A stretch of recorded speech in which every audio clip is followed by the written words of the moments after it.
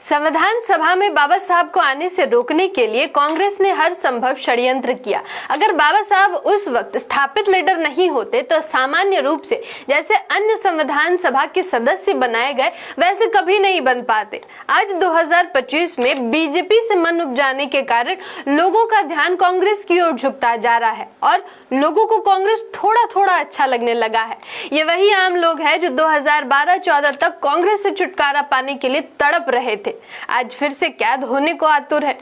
इस वीडियो में आपको सचेत करने की कोशिश करेंगे, आपको सच सबूत के साथ बताने का प्रयास करेंगे ताकि दोबारा आप इसी खाई में गिरकर हाय तौबा ना मचाएं जैसे अभी बीजेपी के त्रासदी से मचा रहे हैं। इस वीडियो में अंत तक आपको बने रहना है। अगर आप बने रहें तो आप भी हमारे साथ सुर में सुर मिलाकर कहने लग जाएंगे कि कांग्रेस हरे घास में हरा सांप है जो आसानी से दिखाई भी नहीं देता और इसका जहर कोबरा और गेहूं से कम नहीं है। मैं आकृति और आप देख रहे हैं MNT न्यूज नेटवर्क। बात शुरू करते हैं उस दौर से जब संविधान सभा का गठन आजाद भारत के लिए एक संविधान की रचना करने के लिए की जा रही थी। साइमन कमीशन की रिपोर्ट पर देश के विभिन्न पंथ और समूह के प्रतिनिधि को संविधान सभा के लिए आमंत्रित किया जा रहा था। संविधान सभा के सदस्य होने के लिए 6 विधायक का समर्थन होना था। बाबा साहब के सामने कांग्रेस पहाड़ बनकर खड़ी थी। बाबा साहब को रोकने के लिए कांग्रेस ने एड़ी चोटी का पूरा जोर लगा दिया था। यहाँ इस तथ्य को बताना जरूरी है कि कैसे गांधी और उसकी कंपनी कांग्रेस बाबा साहब के नेतृत्व को नहीं मानती थी।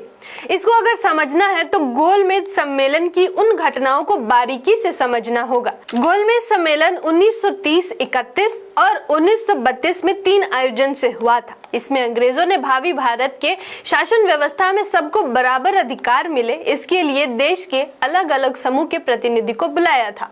पहले गोलमेज सम्मेलन में मिस्टर गांधी ने मुंह टेढ़ा कर सम्मिलित होने से इनकार कर दिया।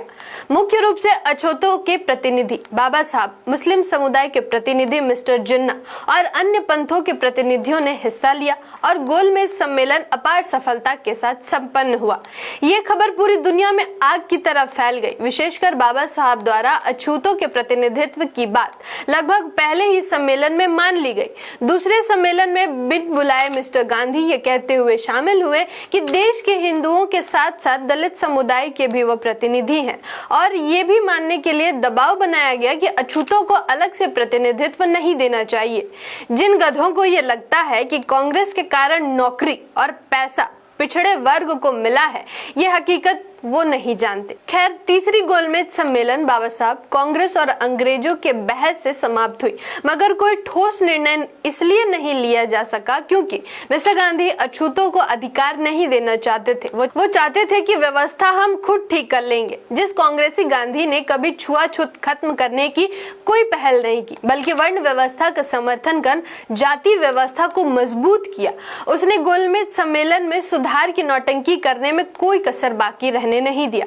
गोलमेज सम्मेलन के बाद ब्रिटिश साम्राज्य द्वारा सांप्रदायिक पंचायत घोषित हुआ और बाबा साहब की सभी बातें मान ली गई। जिस कांग्रेस की आज लोग दुहाई दे रहे हैं, उनको ये बता दे कि अछूतों को मिले अधिकार को खत्म करने के लिए मिस्टर कांग्रेसी गांधी यरवदा जेल में आमरण अनशन पर बैठ गए और बाबा साहब को खून के आंसू रुलाए। इसके संपूर्ण विवरण बाबा साहब द्वारा रचित पुस्तक जिसका शीर्षक है कांग्रेस और गांधी ने अछूतों के लिए क्या किया, आप जरूर पढ़ें। अंत में बाबा साहब को अछूत वर्ग को मिले अधिकार छोड़ने पड़े और पूना पैक्ट समझौता के तौर पर नौकरी और शिक्षा में आरक्षण मात्र मिला।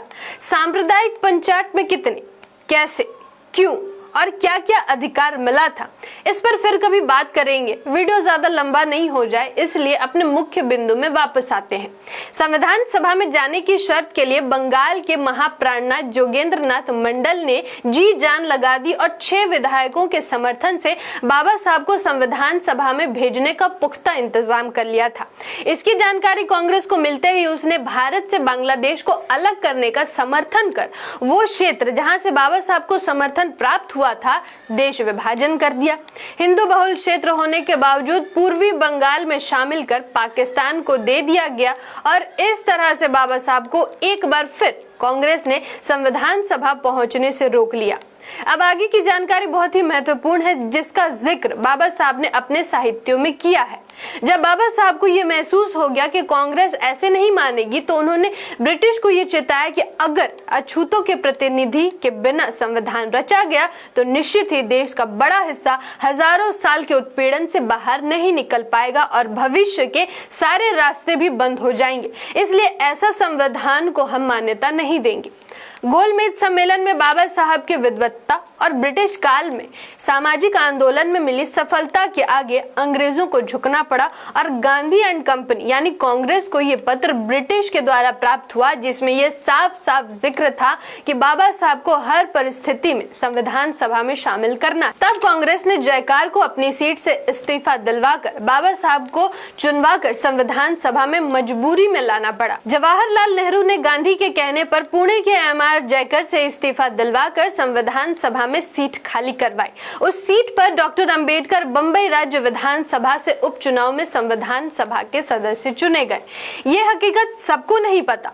आज राहुल गांधी भारत के संविधान की प्रति हर सभा में हाथ में लेकर घूम रहे हैं। इससे लोगों को, खासकर अछूतों को लग रहा है कि कांग्रेस संविधान के समर्थन में है और जिस संविधान में पिछड़ों के अधिकार दिए जाने का पुख्ता इंतजाम है, तो कांग्रेस सत्ता में आएगी तो पिछड़ों को अधिकार मिलेंगे। ये पूरी तरीके से भ्रम है। कांग्रेस का 55 साल का पूरा कार्यकाल संविधान विरोधी नीतियों को लाने से भरा पड़ा हुआ है। इस पर फिर कभी बात करेंगे। फिलहाल इस वीडियो के नतीजे पर आते हैं। अछूतों के सबसे बड़े हितैषी बाबा साहब का कांग्रेस ने हमेशा से विरोध किया। बाबा साहब के सामने हमेशा मुश्किलें पैदा की। पूना पैक्ट से मिस्टर गांधी के बल पर 2 वोटों का अधिकार, जिसे अथक मेहनत से बाबा साहब लंदन से लाए थे, छीन लिया गया। आज वही कांग्रेस मासूम दिख रहा है। अगर ये भूल फिर हुई तो पूरे पिछड़े वर्ग को भारी खामियाजा भुगतना पड़ेगा। पिछड़े समाज के वो प्रोफेसर जो लोगों को ये कहकर बरगला रहे हैं कि कांग्रेस के कारण टाई कोट पहनने को मिला है, उसके भी दलाली का इतिहास जरूर लिखा जाएगा। फिलहाल इतना ही। इस वीडियो में कई घटनाओं का जिक्र है, उन पर विस्तार से आगे कभी बात करेंगे। आपको हमारा सत्य उजागर करना कैसा लगा जरूर बताएं। अपील है कि चैनल को सब्सक्राइब जरूर कर दें और बेल आइकन को प्रेस करना नहीं भूलें। सांप को पहचानने में मदद मिलेगी या नहीं, कमेंट बॉक्स में जरूर बताएं। जय भीम, जय मूल निवासी, जय संविधान, जय भारत। MNT न्यूज नेटवर्क को सब्सक्राइब करें, लाइक और फॉलो करना ना भूलें। साथ ही बेल आइकॉन दबाकर जन जागृति की मुहिम में जुड़े रहें।